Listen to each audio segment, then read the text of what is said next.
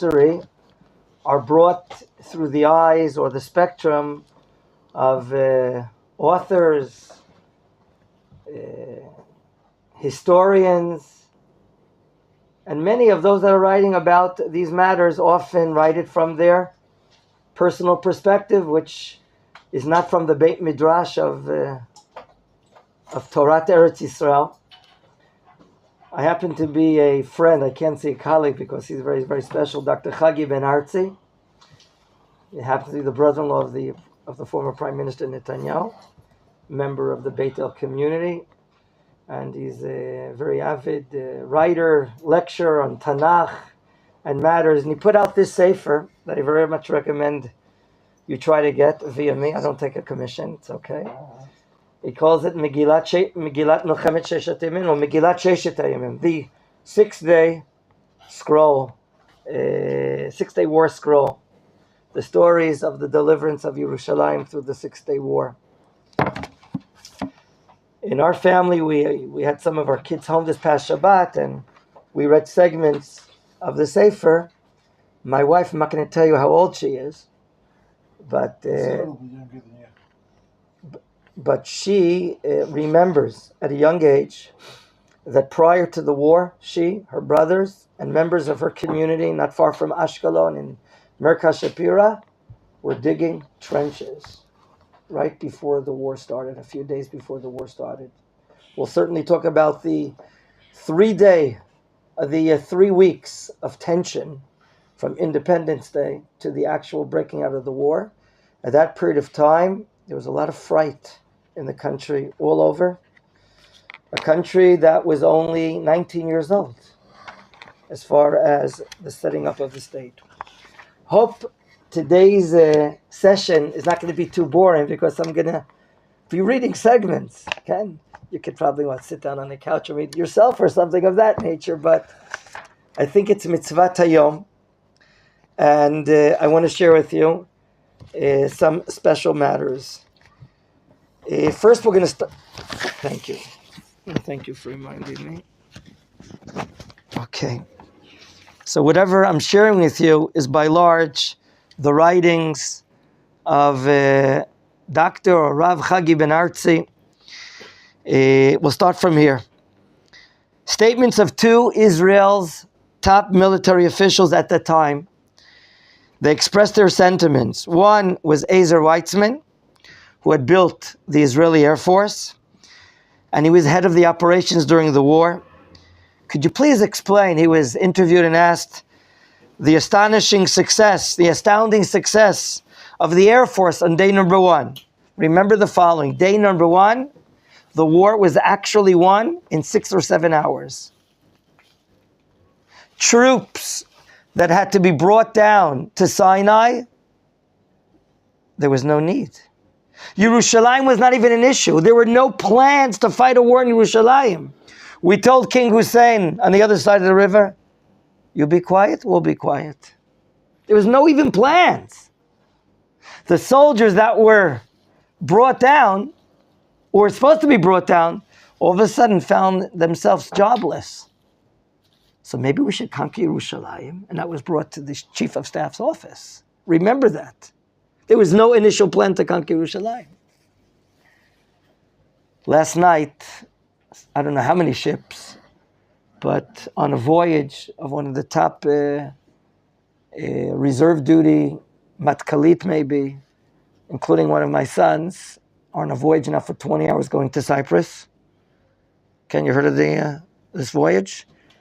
With a lot of equipment, and they're going to do a very special exercise in Cyprus. And the Israeli army has to be ready. Then trenches were dug, but we're going to read about new cemeteries in fright of thousands, God forbid, that might lose their life. That's what they were being dug up. Ezer Weitzman was asked to express, what do you think? And he says this was the greatest aerial victory in the history of modern warfare.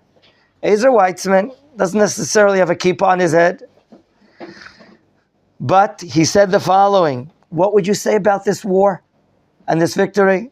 And he said a pasuk from the Tanakh regarding Paro's greatest sorcerers and advisors that submitted to the metaphysical explanation of the plagues, and they themselves pointed and they said, this is Etzba Elokimhi, the finger of God. That was one great, astonishing expression of his pilots actually said in their memoirs, they sensed the hand of God inside their cockpit. They sensed the hand of God inside their cockpit, what they were able to do. A second great statement was then of the chief of staff, Yitzhak Rabin, who later became the prime minister. He summed up the war in a message in a telegram sent to the post-war celebrations in Tel Aviv with the following quote from Hallel that you and I recited today. Ze hayom asa Adonai nagila v'nismechavo. Okay.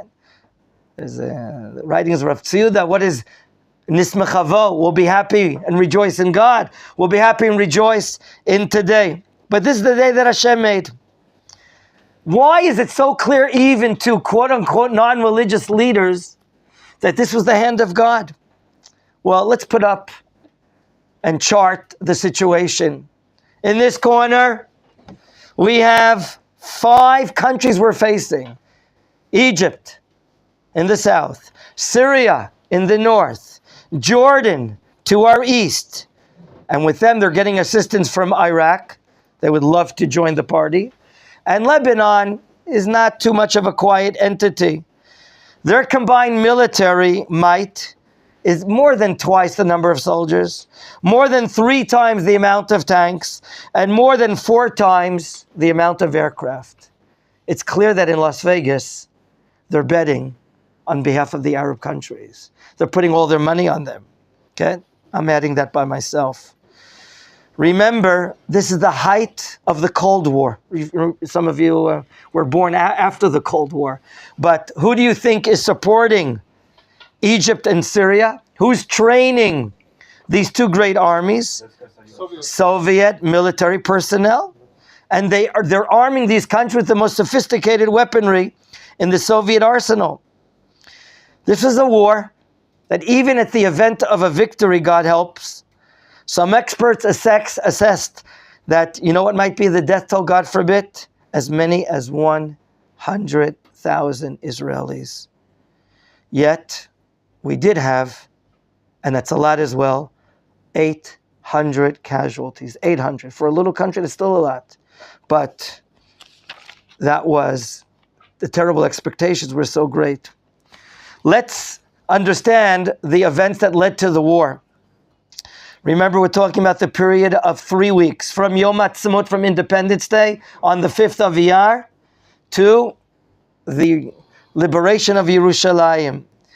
So on May 15th, which was Yom Ha'atzmaut then, and led to the beginning of the war on June 5, what happened? Our neighbors, what did they do? Egypt expelled the UN peacekeeping forces from the Sinai Peninsula. Uh-oh. That's bad news. Number 2, which was an act of war, they closed the Straits of the Tiran. That was an open international waterway. Israel cannot move their boats out from the Eilat port towards India and bringing in things. And furthermore, Bevakasha, you can sit down here. What furthermore did they do? Egypt moved almost 100,000 troops into that Sinai Peninsula and 1,000 tanks advancing towards the Israeli border. The threat was a real threat. What do you do? So Israel has to mobilize their forces. First of all, they have to call out reserves. All the reserve soldiers have to be called out. Furthermore, politically, the first national unity government in Israel's short history is made. But could we get help from our allies? No one is coming to our help. We're isolated internationally. The French, who at that point had been Israel's strongest political and military ally in Egypt, which were providing us significant technology and arms, what did they do? They imposed an arms embargo on the region, but it would be affecting more Israel than any other nation. What about the US and other Western countries? They remain neutral. And the US warned us, don't fire first. Don't fire the first shot, despite the predicament that we're in. Okay. The Rabbanim of the army of Israel, the chaplains of the army of Israel, went out to public parks with their soldiers, and they began preparing funeral grounds for the expected burial, lo aleinu chas v'chalila, God forbid, tens of thousands of soldiers and civilians. Remember, Judea and Samaria right now are in the hands of our enemies, and they're just kilometers away of missiling Kfar Saba, Ra'anana, Netanya, Petach Tikva, the Sharon area. That's not a long trip. So right now, it seems that our vulnerability is so great. Less than 6 days later, Israel had not only survived when the war began, but with the hands of God, we tripled our size and returned to our historical sites, our national biblical lands, okay? Hebron, Shechem, Eastern Yerushalayim, the Golan Heights, the Sinai Peninsula, okay? We saw at the end of the war that was the clearest fulfillment of the ancient and heartfelt prayers, that God saved us from the most desperate situations. Like we say inside the Seder night at the blessing of redemption right before cup number 2, that God saved us mitzara lirvacha, from distress to relief. Me'afela le'ora, from darkness to light. Mishiabud ligeula, from oppression to freedom. From anticipated fighting for weeks and months to only 6 days? Wow. So this is the situation that is in front of us, which becomes maybe the most historical, greatest war that's won in the shortest period of time. Rav Chagi ben Artzi, Rav Dr. Chagi ben Artzi, he expresses from a spiritual point of view things that we here in Machon Meir are learning about and actually expressing our gratitude, as we did yesterday evening in the Tfilat Hodaya, and this morning reciting with the bracha or the Hallel. Although it's Yom Yerushalayim, but our gratitude has to be for the entire course of the war. From the start through the daily victories, and not only the war in Yerushalayim, we have to feel and sense gratitude to the Ribbono Shel Olam for every part of the land of Israel liberated during the war. Not just Yerushalayim, where we're going to be walking today. Okay? By the way, it's not just we. One of our students, I'm not going to mention who, wrote to me early this morning, Rabbi, I think I'm not going to be joining the hike today because my Israeli chavrut decided that he's not going on the war and I don't want to miss him. I wrote to my dear friend, I said, you can be a very big tzaddik, but you should know, the greatest of yeshivot in the network of yeshivot of Torah Eretz Yisrael all over the country are closing their B'tei Midrash, depending on how many hours they have to travel. From the Golan in the north until Eilat in the south, tens of thousands of yeshiva students are coming. They're closing the Beit Midrash, they're closing the Gemarot, they're coming here. This is the mitzvah of the day. We're going to be expressing our gratitude by seeing and learning about the places that were liberated. And that's Torah. We're living in this generation. And we're happy to be those that are thanking Hashem. We have Hakarat Tov. Everything is not perfect, Beseder. Baruch atah Adonai Eloheinu melech haolam she'akol niyeh b'dvaro. Moriva Rabbi Rav Zalman Melamed Shlita would say, the Rosh Yeshiva Beitel, we're happy to see the half cup that's full and talk about it and express our gratitude. There's no wisdom to look in the half empty side of the cup and say, well, this is not here and that is not here and complain about this. You don't have to be a professional kvetch.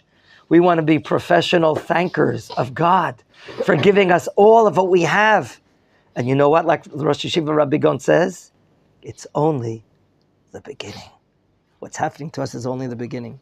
And therefore, we're happy not only and expressing our gratitude on the liberation of Yerushalayim on the first day, the Gaza Strip. On the second day, the hills of Shomron. Rabbi Gon says he was in Ramallah on the second day when we liberated parts of Binyamin and Shomron. On the third day, Yerushalayim. The fourth day, the hills of Hebron. Yes, we can go see Abba and Ima, Avram Avinu and Sarai Imeinu, and pray to God next to their burial sites. As the Ramban says, it's a great value and virtue, and maybe even mitzvah, to pray by the side of our ancestors. On the fifth day, the entire Sinai Peninsula, and on the sixth day, the Golan Heights. We must give thanks for each and every day, all parts of the land of God, that we've been fortunate enough to return to. That's the approach of Dr. Chagi Ben Artzi's Sefer, about the uniqueness of seeing how God reveals himself through the IDF, through the pilots of Israel. How did the war actually begin? Have you heard of Mikorot? Mikorot is the national water carrier of the state of Israel. That enterprise was really developed in that year, in 1967, Tafshin Kafchet. And this national carrier, after it was inaugurated, which transported waters from the Ardain, from the Jordan River, which is a very rain-blessed area from the north, and bring it down all the way to the dry, barren Negev to the south. Our neighbors, our Syrian neighbors, they couldn't tolerate that Israeli water system is so successful. Okay? And it was even based upon international agreements. What did they do? Remember, we don't have the Golan Heights. We're sitting on the other side of the Kinneret. In which city? Tiberia. At the same time, they began, Aleph, shelling our water facilities, and Bet, the Syrians began diverting the waters, stealing water from the Jordan River to their territory with the aim of drying up the river and cutting off Israel's water supply. That too is like an act of war. Okay? And therefore, the northern border began to heat up and became the setting for a never-ending war over that time called the Water War. But after many months of tension between Israel and Syria, someone else said, we're going to help out Syria, and that is our enemies in the south, that's Egypt. On our 19th Independence Day, on the 5th of Iyar, May 15th, that's when the Egyptian army began to move into the Sinai Peninsula, tens of thousands of troops. It's tremendous in size. And they're going and traveling north towards the Egyptian-Israeli border. And that's a lot of trouble for us, Second, as we said before briefly, Egypt also blocked the Straits of Tiran, which had promised to, they said, we'll keep it open to Israeli ships to and from Eilat. That too is an act of war. And when we turned to the United States, who had given Israel international guarantee, of course we're going to guarantee to protect in the event of Egypt breaking its commitments, but it was clear that they were not going to butt in. And all the promises were forgotten. Now, I want you to understand what's happening as far as the ego and the pep talks that Egypt is giving inside their own country. What is the rhetoric inside Syrian broadcasting services inside? Listen to examples of Arab media at the eve of the war. Okay? Would you give me the microphone? This is Egypt broadcasting service, Radio Cairo, on the eve of the war, quote, as translated in English. The president, who was then the president, Yimach Shemo? Nasser. Okay. The president declares that our aim, this is all up front, to gain control over Israel. And we have a plan to liberate Palestine. Ha, you Zionists! 100 million fighters with all the Arab countries, about 100 million people. We were 2.5 million Jewish people living in the state of Israel. 2.5 million. 100 million fighters will destroy you. Be prepared. Because 100 million Arabs will dig your graves for you. That's Egyptian radio, national radio. What about Damascus? Are they don't seem to be less expressive. they said, we will overrun you, Zionists. There will be no peace, no security, and no freedom until we've thrown your gangs into the sea. Okay, so that's what they're broadcasting in Egypt and in Syria. What do we do? The military threat loomed ever closer as the growing of isolation and fear, along with vivid memories of the Holocaust, which had just ended 22 years earlier, sparked a strong desire among Israeli citizens to unite and come together. All outside of Israel and inside of Israel, observant, non-observant, Jews filled synagogues around the world, praying for Israel's survival. Okay? I remember my grandmother in blessed memory in a synagogue. She stopped the president from speaking inside this little synagogue, and she opened up the marpet. She says, ladies and gentlemen, open up your pocketbooks, take out your checks, send money to... I was embarrassed. I would put myself. She stopped the president in her speech. Everyone was excited. We have to help out Israel. Okay? So this National Unity Emergency Government on June 1 in 1967 was formed, led by Levi Eshkol, and then the appointed Moshe Dayan, the chief of staff during Operation Kadesh, which was in the Sinai. He became the new defense minister.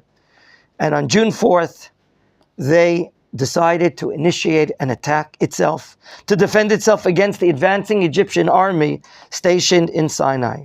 What was the name of the plan? What was the code name? Nachshonim. As we've been learning from the Torah, someone who's a Nachshon, he's considered he's brave, courageous, he's a first. As the Midrash tells us that Nachshon ben Amidav was the one that dove into the Red Sea, and he had no former swim courses of how to swim exactly. So we were called the courageous people. That was the name of the attack. It was approved by the government after all members of the general staff expressed their confidence in the IDF's ability to defeat their Arab forces. At the same time, I'm reading here, you see trenches being built by women and other men and children in one of the local towns inside Israel. It was all over the country, trenches, and also, unfortunately, funeral places for burial. The decision was taken, of course, with a heavy heart, because the world is certainly not going to support us. And now the situation is this. The war might take a toll of between 20,000 and 100,000 lives. And therefore, Israel had no choice. We had to preempt an attack. We can't wait. We can't afford for them to attack us. And therefore, as we said before, it's stated here, parks were prepared in Yerushalayim, Tel Aviv, and other cities in case the cemeteries would have no space left. And now, on June 5th, 1967, at 7:45 in the army, the Sadin Adom, the Red Sheet Command, was issued, and the IDF, our army, after 3 weeks of nerve-wracking and waiting, marched out to crush Israel's enemies. Okay? We had no choice. Those that are rising up to destroy us, as King David says in chapter 83, L'chu v'nachachidei migoy. Let us cut them off from nationhood. Okay? V'lo yizacher shem Yisrael, and the name of Israel will no longer be remembered. That's what their plan is. Okay? Asher amru nirshalanu et neot Elokim. These are the ones that are saying, we will inherit God's pleasant dwelling places for ourselves. That's what the Goyim want.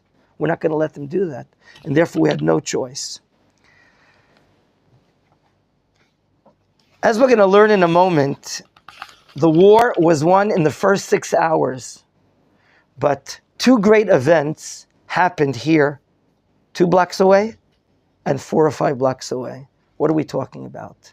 On Independence Day, 3 weeks before the war, the same time that the Egyptian army is marching into the Sinai Peninsula, 2 events here in Yerushalayim have prophetic significance. The first was the great celebration here in Rav Kook Yeshiva, Merkaz Rav Kook, during which the head of the yeshiva, our mentor, Rabbi Tzuda Cohen Cook, he spoke about the holiness of Independence Day and the importance of the state. Suddenly, he raised his hands and he shouted with emotion. And he asked, where is our Hebron? It wasn't in our hands. Have we forgotten her? Where is Shechem? Where is our Yericho? Where's the eastern side of the Jordan River? All these are what? towns that we lived in during the first Commonwealth and the second Commonwealth that God gave to the Jewish people. But of course, it was then in Arab hands.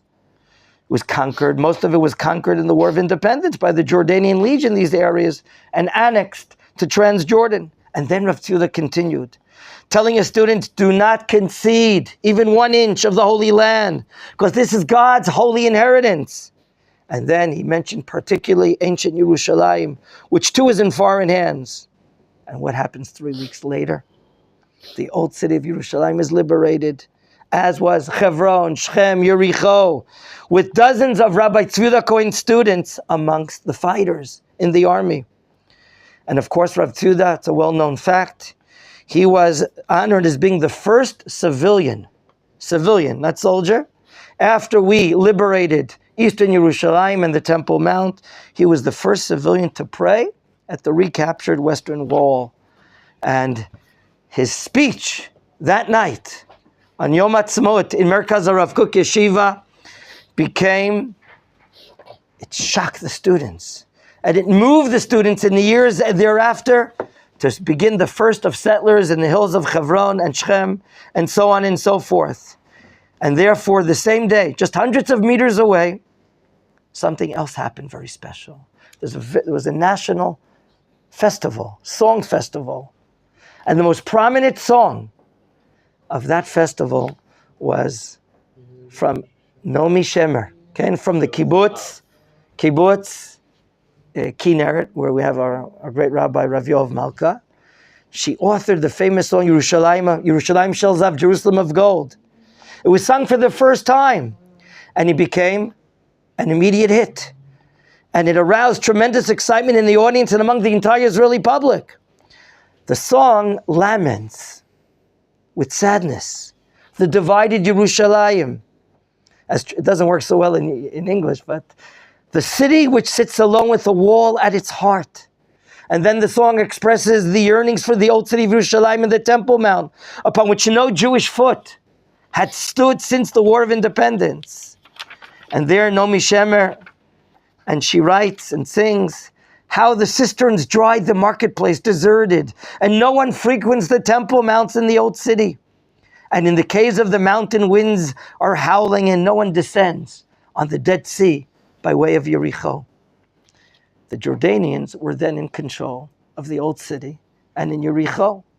And here it is, 3 weeks later, after the song festival, which Yerushalayim of Gold was sung for the first time, Yerushalayim was liberated. Masses of Jews returned to pray at the Western Wall and paid their respects to their loved ones in the oldest cemetery in the world, on Mount Olives. Then, after the liberation, Naomi Shemer adds another verse to the song, and she writes, we've returned to the cisterns, the market, and the square of the shofar. And the shofar sounds on the Temple Mount in the old city, and the caves of the mountains, thousands of sunshines. We will once again descend to the Dead Sea by way of Yericho. We sang the song on Shabbos. My daughters and I and others. It was amazing. Now let's get to how the war was won on the first day. Okay. The first day, 7:15, Monday morning, almost all the planes of our Israeli Air Force, almost all of them, except for about 12 fighter planes, set off to attack Egyptian airfields. To attack the airfields, to bomb and destroy the runways in order to take out of any ability for the Egyptian Air Force to fight, to go up. The name of the operation, as we said before, was called Brigade, Operation Focus. This launched the war. Egypt had a very well-developed, advanced anti-aircraft systems. They had dozens of missiles, hundreds of cannons, generously supplied by the Soviet Union and its satellite states. In complete contrast, what did we have? We had old French models, hardly fitting for operations. And had they been detected on the way before the attack, they could have easily been knocked down. And we would have remained with a very ineffective Air Force. As some of you know, a strong Air Force is a key to a victory in the war. But here is exactly what happened in the great miracle. All the planes that set off from Israel going south reached the Egyptian airfield in Sinai, along the Suez Canal, and even the Nile, without even one being detected. It's not natural. The entire Egyptian anti-aircraft system didn't function at all. Divine Providence linked arms with the brave pilots of Israel's army. They flew in total silence at a very low altitude, approximately 20 meters high above the sea level, with precision and with operational discipline. They left at 7:15. 30 minutes later, 7:45 that morning, we hovered over the Egyptian airfield and we bombed their runways, effectively putting out the enemy planes out of action. Amongst other things, we used special anti-runway penetration bombs developed by Israeli military industries. And then, after this success, the Israeli bombers attacked the planes on the ground, almost none of which managed to take off. Within 1 hour, I repeat 1 hour, more than 200 Egyptian planes had been destroyed, almost half of the enemy air force. Throughout the first wave of attacks, we did lose 8 planes. 5 pilots were killed, 2 were captured, and 1 was rescued by a helicopter team in a daring mission. No one in the government, no one in the Air Force or the IDF had believed the results of this first attack would be so successful and with so few casualties. The general, the head of the Air Force, the chief of then was called Matihod. He said, even in my wildest dreams, I would have not imagined such an achievement. And Dr. Chagi Ben Artzi adds, Mi yimalel gvurot Hashem? Who can express the power of God? Tell all his praise? Amazing. But that wasn't the end. As mentioned, almost half of the Egyptian Air Force was still functional. And Egyptians began to gather the remaining planes where? At their commercial airport. So to complete the mission, a second wave of Israeli planes set off 2 hours after this initial attack, 9:45, to strike the rest of the enemy planes and their airfields. And here came miracle number 2, no less astonishing than the first. Here, though, there's no element of surprise. Remember. And the Egyptian anti-aircraft system would be working with its fullest powers. Yet, the Arabs could not put up a fight. They hit, in our second bombardment, only 1 plane. And despite heavy enemy fire, Israeli pilots managed to destroy more than 100 planes of the Egyptian Air Force and neutralize all military and civilian airstrips. You know what that means? Every airstrip where they had a runway was destroyed. Here, we see the merging. I'm sure that, like Rav Michal's teaching Sefer Yoshua, we see the merging of heaven and earth, of God in Israel, of the unnatural together with the natural. With the courageous pilots showing no hesitation, they attacked under fierce anti-aircraft fire. And they themselves were puzzled, the pilots. How is it that almost all of them returned from their missions unscathed? And now, let's go to 3 hours after this initial attack. Remember, we left at 7:15 in the morning. We attacked at 7:45. 3 hours later, at 10:45, not 6 like I mistakenly said before, the war against Egypt was won. Why? Sum total, 300 Egyptian planes had been wiped out. All airfields were disabled. At the IDF headquarters, they already started taking out a little schnapps, a little JB, Jewish booze, what do you call it? Jewish booze. They started taking out to drink some sort of a partial l'chaim. But the miracles did not end. The allies of Egypt in the east, Jordan, Syria in the north, with backing with Iraq, they believed the Egyptians' false announcements on all the rhetoric on Egypt radio, we're winning the war, we're coming closer to Tel Aviv and all this stuff. Okay? This helped others to rush in. Iraq was eager to be part of the great victory. So Arab planes attacked Israel. They heard Arab planes were attacking Israeli towns and army bases. But following this attack, Israel decided to expand Mokaid and now go north to neutralize the Syrians and the Jordanian aerial power. 12:45, that Monday morning, the first day of the war, the third wave took form. And by 3:45, more than 100 Jordanian and Syrian planes had been wrecked. All airfields were paralyzed in both countries of Jordan and Syria. But here, of course, there was no element of surprise. And only a handful of Israeli planes were damaged. And again, all assignments, b'siyata d'shema, with great divine assistance, was successful. So gentlemen, you don't have to be too much of a statistician to know that at the end of day number 1 of the war, 3 Arab countries, Egypt, Jordan, and Syria, had no more air power. No more air power. And the Israeli Air Force was the sole ruler of the Middle Eastern skies. Do you understand this? But that wasn't all. There was much more that we don't have time to take. Let's go now to day number 2.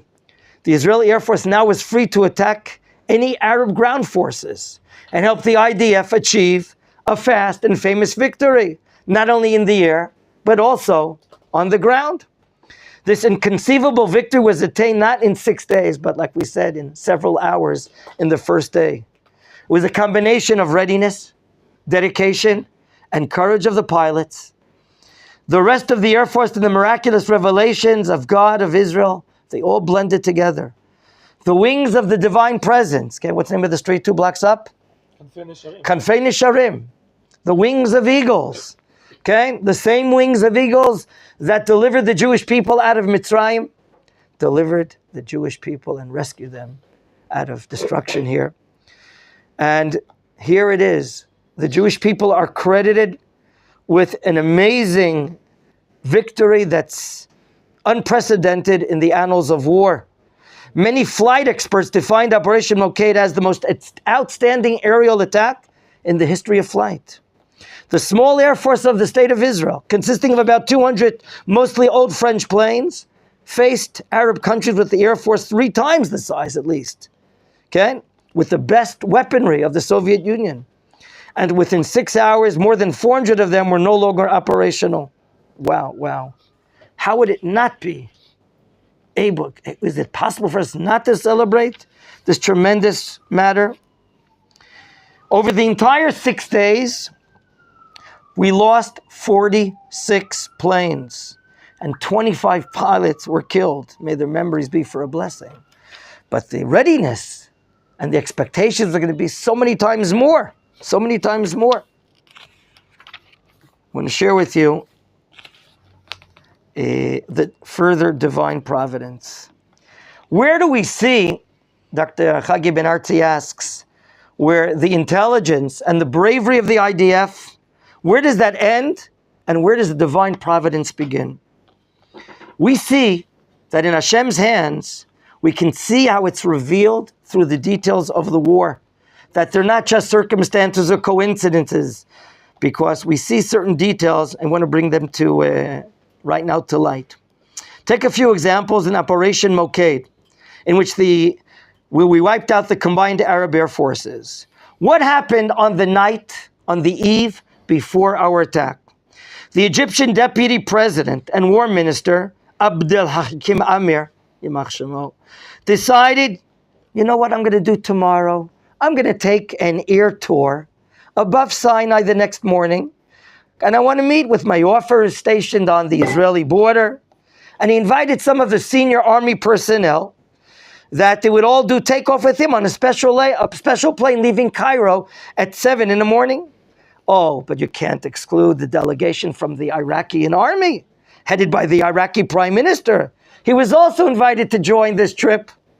And they were slated to fly in another private plane. In other words, VIPs from Egypt and Iraq are going to be in the air over the Sinai area almost at the same exact time that we are leaving Israel proper with our Air Force. Now, they're not stupid people. They're very brilliant people of the Egyptian army personnel in Iraq. To ensure their safety of their VIPs flying over the Sinai area, the head of the army ordered all his anti-aircraft to cease fire. between 7 and 8 in the morning. Do you understand what's happening? This is the hand of God. That's precisely the hour that the Israeli Air Force set off for their mission. Now, the command was not only... Did the ceasefire against them? No, that no one is allowed to shoot without their permission. His command also stated that any anti-aircraft shooting had to first be approved personally by him. This led to two outcomes which were crucial to our victory. First of all, Egypt was inside a lull of alertness. They were like lethargic. Okay, their anti-aircraft operators were not even around their batteries. Is that what they call them? Their batteries. Most of them using the time to go out and eat breakfast. That's point number one. Point number two, and most importantly, when our planes appeared over the Egyptian fields, the soldiers of Egypt could not open fire. Why? Because they received commands not to open fire. This caused a lot of confusion between the enemy officers and their soldiers, which of course delayed any immediate reaction. Once they realized what was happening and they attempted to react, it was too late. We destroyed all their airfields. What's amazing is, I don't know where this source is that Israeli intelligence knew absolutely nothing about this VIP tour. Not the planning of it, not the execution of it. So we see here the hand of God, that we decided to attack that morning and that hour. Yad Hashem. So at the same time the Israeli planes were flying over Sinai, the Egyptian commanders were about to land at this Rafidim airfield, but they didn't. Because the last minute they saw, it was bombed. They wanted to land and see they couldn't even do that because it was bombed by Israel. The Israeli pilots asked for a green light to bring down these two large, what is it called? Ilyushin is the name of this Russian plane. This Ilyushin 14 transport plane. What is it called? Ilyushin? Ilyushin. But they didn't get a green light. It was refused. Why? There might be civilian passengers in the plane. We're very musari, we're very ethical, sometimes too much. But that's exactly how the top Egyptian brass escaped idea fire. Although all those who participated in the trip, they were later court-martialed, shamed, and demoted. Some were even put into jail. That's story number one by themselves. That's story number one of Yad Hashem in the time of our attack. Now, the next story is no less astonishing. On the morning of the first day of the war, as in the previous mornings, the Egyptians would launch flight trips over the shores of Sinai with 4 new MiG-21s. These flights would begin at 4:30 in the morning, and they would end at 8:30 in the morning. What was their aim? Why put up Egyptian Air Force planes up in the air? Why? Radar, what else? To preempt any Israeli air attack. Okay? They were assuming maybe they're going to be coming to attack us. Now, on the first morning, the reconnaissance mission set out as usual, but something happened. The 7:30 reconnaissance mission was delayed. What happened? The general, the commander of the Egyptian Air Force Eastern Headquarters, noticed and ordered a call to the squadron responsible for the flights to find out the reason for the delay. What happened? Why did the 7:30 reconnaissance planes, why were they delayed? And then the deputy commander apologized, explaining he left home late. Left home late. And now he's on his way to the planes. But when he arrived, it was too late. Israel, of course, was busy bombing the airport and all planes waiting on the ground. The enemy attack began and our airborne umbrella had not yet been opened, said at his trial, where he was demoted and sent to jail. Had the Egyptians been in the air at 7:30, there's no doubt, what would they have spotted? The Israeli attack. And they would have alerted their comrades and severely curtailed the success of the Operation Brigade. What happened? What's the reason that the heads came late? Listen to this. The investigation was conducted by the Egyptian chief of staff after the war, and he found out what was the reason for the critical delay on that event. What happened the evening before the war broke out? The commander-in-chief of the Egyptian Air Force, General Sidki Mohammed, he decided, let's have a dance party the night before. at the unjust airfields for his pilots. We got to raise their morale, make them more happy. Okay, psychology is a very important part of fighting a war. And he invited the senior pilots of the air bases to be there. There was a party full of food, drinks, belly dancers. They went until the early hours of the morning. So, as opposed to our pilots sleeping that night, getting rest, and ready for the war, preparation for the war, the Egyptian counterparts were dancing the night away. Hence, it's no surprise that the big honchos were late the following morning to their matters. However, perhaps more than all these unexpected and inexplicable circumstances, which undoubtedly aided the Israeli victory, there was another seeming coincidence. And this, listen to this, as well as the Egyptian radar stations being directed towards Israel, there was a brand new radar base in a certain part of Jordan, observing all parts of Israel and the eastern shores of the Mediterranean Sea. Sophisticated technological equipment that they had, probably from, I would assume, from Russia. Now, the Jordan army took orders from the Egyptian army. Note this, okay? So, if it was under Egyptian command, there was a joint code for the radar system, which was implemented for communication between the two armies. On the first day of the war, 7:20 in the morning, which is 5 minutes after our planes left to go down south, dozens of Minitats filled the Jordan radar screens. It's, oh, wow, what is this? What's going on? The dots were moving quickly to where? To the coast of Egypt. The Jordanian supervisor immediately identified them as Israeli planes, right? It's not Donald Duck and Captain Crunch, or I don't know who's. It's the Israeli planes going down south. They understood that the Israeli attack had begun. By the way, any jokes, it's all mine. It's not Dr. Chagi Ben Hartzi's. Israel did the whole entire... So they went so low that they went under the radar. So already they picked us up. He immediately transmitted the code word for an Israeli attack, which was called Anab. Anab. Anab is a grape. And he transmitted the code to the Egyptian headquarters. But what happened? Also the hand of God. The Egyptian intelligence couldn't decipher the message. And again, the Jordanian supervisor tried again and again. Anab. Grape, meaning Israeli air attack.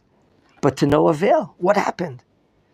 The Egyptians, frustrated and annoyed, cut the line to the Jordanian allies. The Jordanian warning, which had been sent in time, was not recorded.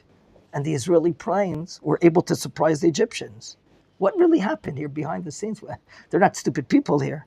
It turns out the code had been changed that very morning. There was a change in code. And the word Einab was no longer valid. The Jordanian supervisor had made a mistake. What did he use? The old code. Okay? Which Egyptian intelligence, who had been using the new code from midnight, didn't understand. Once the problem had been identified and one of the Egyptians raised the possibility of it being the old code, it was too late.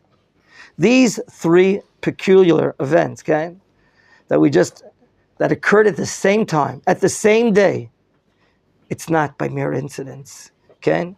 These are the most critical moments of the war, the beginning of the war. As Israeli planes made their way across to the Egyptian coastline towards their targets, okay? At that moment, Egyptian command was in the air, preventing their own anti-aircraft fire. And at 7:30, there should have been planes spotting our attack, but they got off late, they were delayed. And when we're going down south and all the radars picking up our planes, there's a mess up in the old code to the new code. Is this amazing coincidence? Is this random luck? No. We see this episode. We see this as divine providence, Hashem's hand, supporting the bravery, supporting the wisdom of Israel's fighters, our leaders, our civilians. As the prophet Shmuel says, V'yedu kol haaretz, and the whole world will know. Ki yesh Elokim liYisrael. The whole world will know that there's God, that Israel has a God. Okay? V'yedu kol hakahal hazeh, and all these people will know Ki lo becheru v'chanit yoshi Hashem. That not by sword or spear will God save. Ki laHashem hamilchama.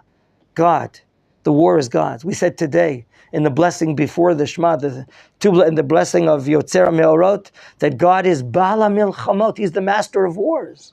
When the Jewish people go out to defend themselves, the wings of God are in the air, are inside the tanks, are in our cannons, inside the bravery of all the soldiers. And that's what's happening. Let's now skip to the third day with Yerushalayim, if I can.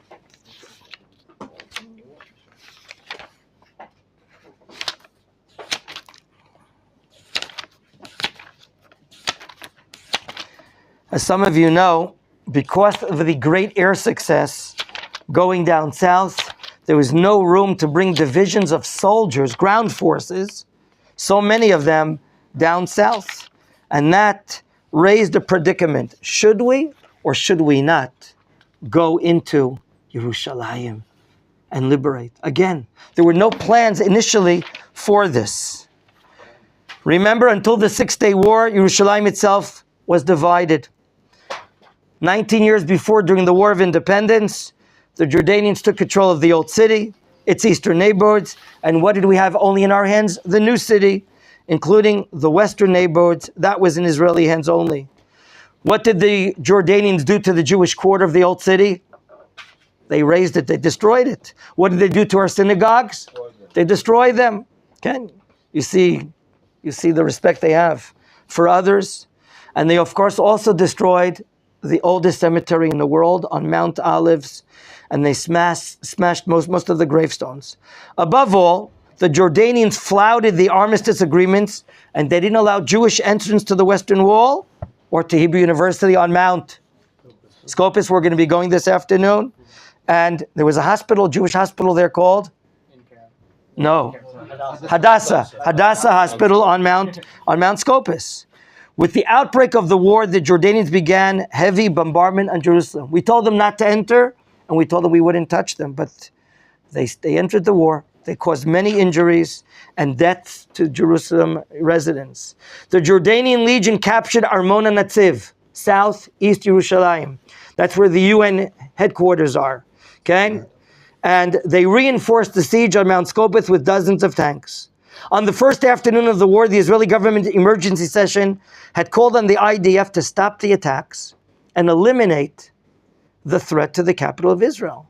First up was the Jerusalem Brigade, led by Eliezer Amitai. They chased the Jordanians out of Armon HaNatziv. Second, they captured Jordanian army posts on the south of Yerushalayim, near Tzubachar. If you know where southeast Yerushalayim towards Beit Lechem is, then right next to Armon HaNatziv, we have a tremendous, large-sized Arab village. Unfortunately, a lot of terrorists come out of there. And we captured their post over there and began moving from the south towards the north, towards the old city.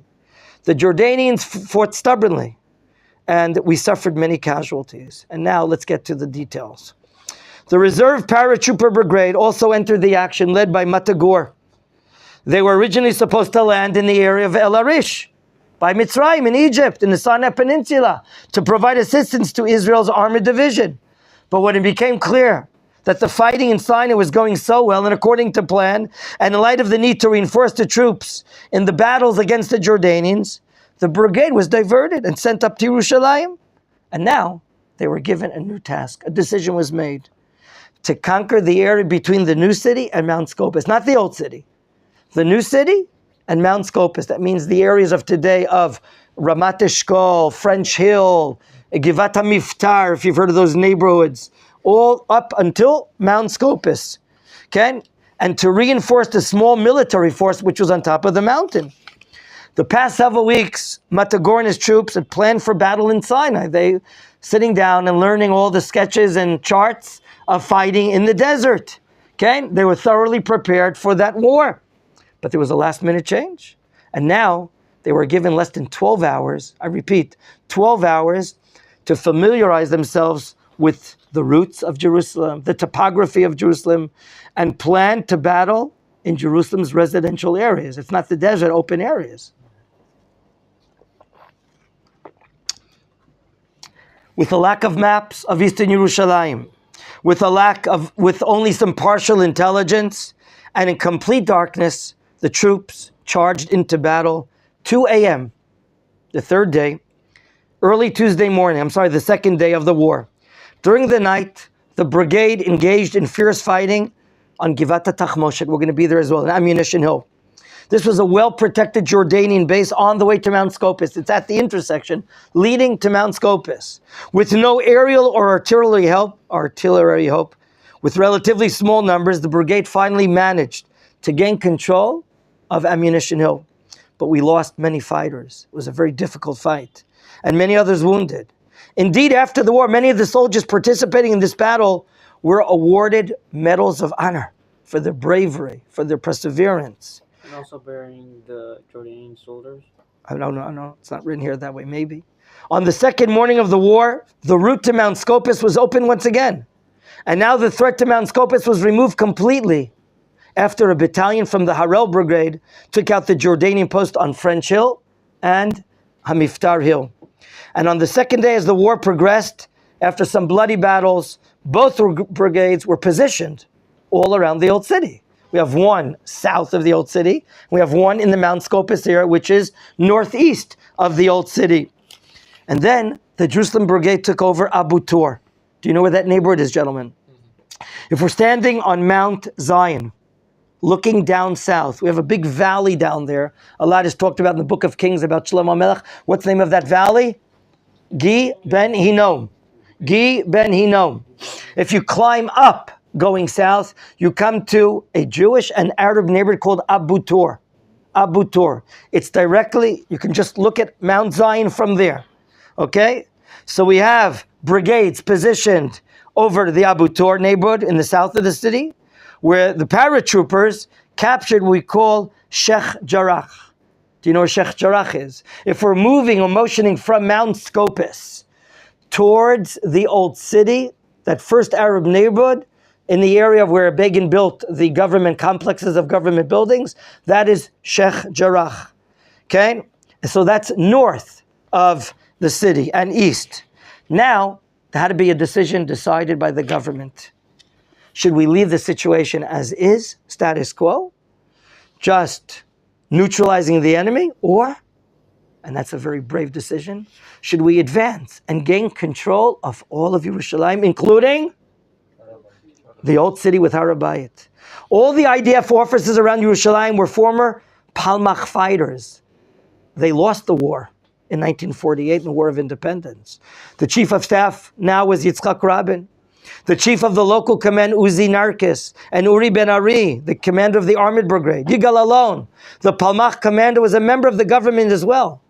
All of them, in the 1948 War of Independence, had experienced the trauma of losing the Old City. That's a tremendous mental influence when we lost in 1948. The Jewish people's holiest site, the object of our prayers, the dreams of the generations, the Temple Mount. Despite this, opinions were split in the government. Some ministers thought we shouldn't. Some ministers thought we should. Some said this is a historic opportunity which should not be missed. And therefore, the defense minister Moshe Dayan asked whether, do we really need this Vatican? He said he wasn't. He didn't learn in Merkaz Rav Kook Yeshiva. He was quoted, do we really need this Vatican? And Prime Minister Levi Eshkol weighed both sides, both options. After long hours of discussion, the government made a decision which was to have enormous significance and implications for generations, for us today, to liberate Yerushalayim, the Old City. The order was given to charge forward while taking great care to make sure no damage would be done to any churches, no damage done to mosques, any holy sites to the Muslims or the Christians. 10 a.m. on the third day, today, the 28th of Iyar, the brigades charged through the gates of the Old City. The Jerusalem Brigade, we're coming from the south, from Abu Tor into the valley. What's that gate that leads up to the Kotel and the Temple Mount? What is that called? No. Dung Gate. Shara Shpot. The Jerusalem Brigade enters through Dung Gate. from the southeastern edge of the city, and they take control of the Jewish quarter to the left, going up. The paratroopers, and they're coming from the north, with the help of tanks from the armored brigade, they find a way and they come from the east. What's the name of that gate? Lion's Gate. In Hebrew? Shar Arayot. Excellent. Shar Arayot. Okay? And they take control immediately of the Muslim quarter and the Temple Mount site of the first and second temples. At 10:30 a.m., I sent it to you on the chat last night. All the military channels, they broadcast Matagor's momentous announcement, Har Habayit Biyadenu. Har Habayit Biyadenu. And he repeats that. The Temple Mount is in our hands.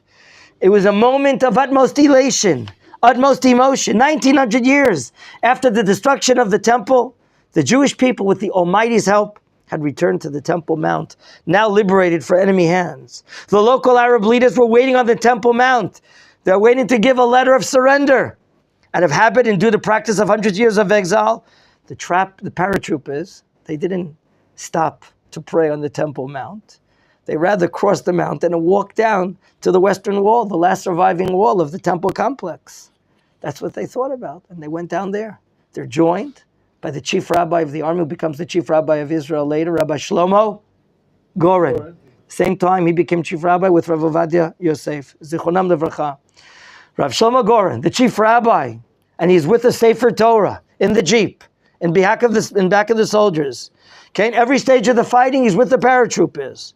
All the soldiers, they're religious or not, pray together. After which Rabbi Goren blew the shofar. And he declared that Israel's return to Jerusalem was for eternity. That's it. The three IDF commanders, Yitzchak Rabin, Uzi Narkis, and Moshe Dayan, they arrived to the Kotel to give thanks to God. And the first, as we mentioned, the first civilian persons to pray at the Kotel immediately, they went to Geula with a jeep. Rabbi Tzvi the Cook was living on Ovadia Street, number 30, if you know where there's the heart of Geula. And one of his main students, the Nazir, who was in Nazareth, Rabbi David Cohen, he lived a few blocks away. Okay? He was a great student of Rav Avram Yitzchak Cohen Cook, and they join the jeep, and they're brought as the first civilians to the Kotel. Rav Chanan Porat, who becomes a liberator of Gush Etzion, a great Tanakh scholar, Rabbi Tzvi Cook, okay? And he joins them at the Kotel. And it was only a few days after the war. We come to which holiday? Shavuot. The morning of the holiday of Shavuot. Again, first of all, you see the famous picture of Rabbi Goren blowing the shofar. He there raises a flag and he recites Brachav Shechianu out of happiness. Out of happiness after raising the flag at the Kotel. Shavuot comes. How do you get Jews to pray there? There's a Mughrabi Arab neighborhood there. Okay? What was done? We brought our Handasak Kravit, the engineering crew, with the proper tractors, and we destroyed all the houses there. And we built a gigantic plaza area. Okay? So that few days later, on the morning or the night of Shavuot, some of the 200,000 Yerushalayim residents could pray at the Kotel. A great historic event. Okay? No one would forget for the rest of their lives that first prayer there. And indeed, the thousands that came that morning were able to stand on a huge plaza, which had been the site of the Mughrabi neighborhood just a few days earlier, because the government ordered the Muslim residents to vacate their homes, which were then demolished to accommodate the masses coming to pray by the remnants of our holy temple, allowing them to pray on a fitting, spacious plaza. And then the IDF victory parade, in which all the senior commanders and representatives from the fighting units took part, it was held on the Temple Mount. No less than that, at the end of the war. And they would say, Moshe Dayan, we've returned to Jerusalem, the eternal city of the Jewish people, the holiest of our sites. We will not leave it again forever. Today, we prayed, we added in our prayer the Psukei de Zimra, the long Psukei de Zimra that we do for Shabbat and Yom Tov. And we recited the Psalms of King David. Okay, our feet were standing at your gates, Yerushalayim. the very famous Omdot Hayu Ragleinu B'Sharayich Yerushalayim. And I want to end today's class. Omdot Hayu Ragleinu. Notice those words. Ragleinu, our feet were standing B'Sharayich Yerushalayim, at the gates of Jerusalem. It could be the physical feet at the gates. The Gemara, though, in Masechet Makot, I think on page 10 down below on the bottom of the page, and the Talmud asks rhetorically, in what merit were our infantry at the gates of Yerushalayim? And the answer, because of the gates. Sharei Yerushalayim are the gates of Torah, the gates of the court of Israel, right? As the Torah says in the book of in Sefer Devarim, chapter 14, in the book of Devarim, Shoftim v'shotrim titen lecha b'chol sha'arecha. The Jewish people are coming home. We have a material and spiritual redemption happening. There's no doubt that the prayers of the Jewish people for thousands of years, there's no doubt that the study of Torah for 1,000 years is backing us up.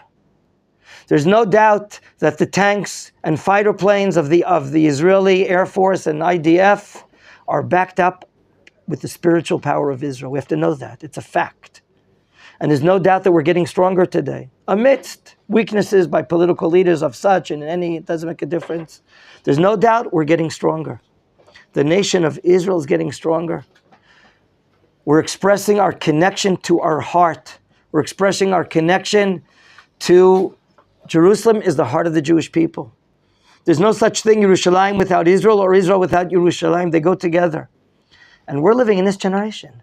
I want you to know right now, all over the country, in the greatest of yeshivot, of what we call the yeshivot of Torah Eretz Yisrael, yeshivot kavod, upper level yeshivot, which are producing future scholars, hesder yeshivot, that will be going into the army during their yeshiva service, army preparatory yeshivot, boys' high schools, women's high schools, are right now en route to Yerushalayim for this afternoon.